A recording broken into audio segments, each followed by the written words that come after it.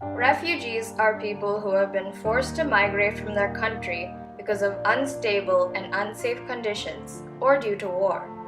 They flee their countries, but in many cases, exchange one problem with another.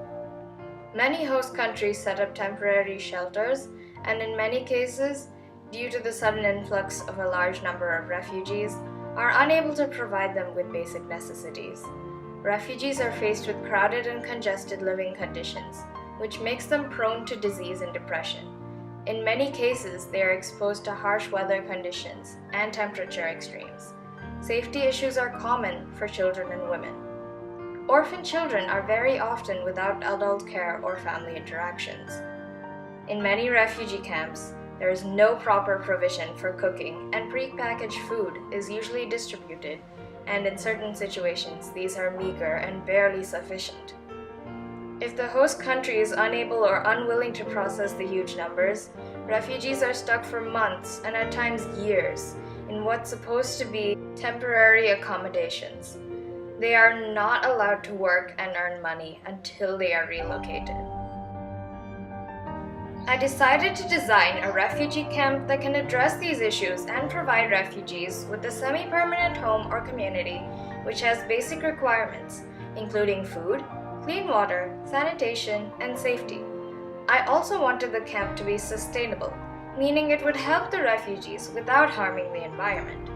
I wanted my model to be one that can be adapted easily and cost-effectively by any host country. My project focuses on the refugee situation in Lebanon. Due to the prolonged unrest in Syria and Palestine, there has been a huge influx of over 1 million refugees into Lebanon, as recorded by UNHCR in 2016. These refugees are faced with an already ongoing water crisis, as well as crowded living conditions, and have become a huge drain on Lebanon's resources. My design will be able to address some of these issues, and perhaps help in providing refugees with a better quality of life till they are relocated. I have designed a layout keeping in mind what I wanted to solve. The houses are hexagonal in shape. This provides optimal solar energy gathering throughout the day and a feeling of security and companionship without losing privacy. The materials that are to be used are a steel frame and insulated polypropylene panels. I use these materials because they are lightweight, recyclable, durable, and can be compressed into small, easily transportable packages. Each house has a semi-permanent yet dismantleable structure. They can be attached to one another in different patterns or just be kept individually. Each can house 3 people comfortably, giving the camp a maximum capacity of 2,412 people. The houses are arranged in groups of 144 people approximately per flower shape. Each house is equipped with 3 solar panels angled in such a way that solar energy is collected throughout the day. Every 2 houses have 3 two-person bedrooms, 1 bathroom, a kitchen, a dining area, and a living room. The interior walls are not attached to the ceiling for easy customization of layouts and to provide natural ventilation.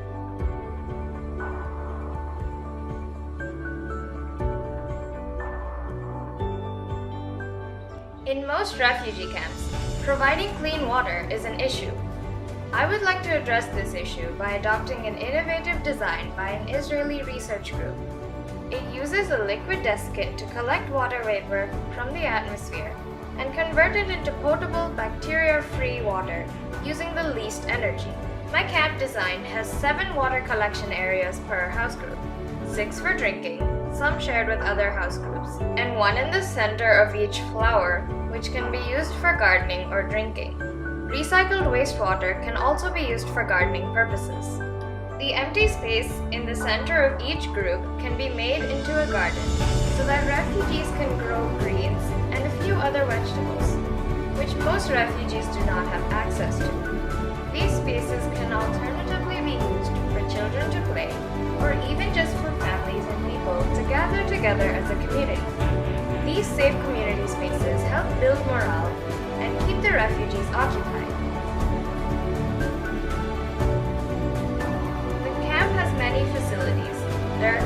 medical centers where refugees can go for doctor's appointments and collect prescribed medicines. There are also 4 communal spaces for multi-purpose use, which can be used as cafeterias, for religious gatherings, and for other activities. There is a food storage unit where refugees could collect their daily or weekly amount of food to store in the kitchens in their houses. There is also a school and library building. The library can be stocked with books for all ages and range from a variety of topics, including studies and leisure. The school can be a K-12 school, and people of all ages can join as per need. There are defined roads leading in and out of the camp, which are not shown in the design. They are for food or water trucks and volunteers. Refugees can also use them if they have a job in the city. In addition to this, there are sidewalks for the refugees to move around in the camp on foot. There are many companies and people designing solutions for safer and better refugee camps. Some of my designs have been adapted from such existing solutions and from ideas that are still being developed. I hope my design for a refugee camp can be adapted and used to provide refugees with a home, even if temporary, where they can live with dignity and hope. Thank you for watching. My name is Laya, and this was my design for a safe and sustainable refugee camp.